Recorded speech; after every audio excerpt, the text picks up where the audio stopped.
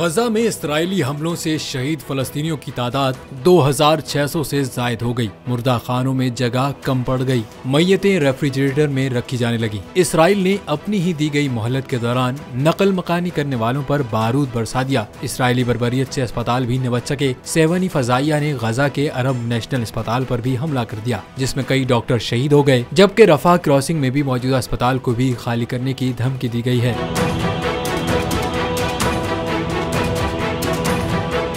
Israel की जानिब से इतवार के रोज हमलों में हमास कमांडर मुइताज ईद को शहीद करने का भी दावा किया गया है। इसराइली हमलों की वजह से 10 लाख से जायद फलस्तीनी बेघर हो गए हैं। इसके अलावा अमरीकी महकमा खारजा ने दावा किया है कि हमास के हमलों में हलाक अमरीकियों की तादाद 30 हो गई है और 13 अमरीकी अब तक लापता है।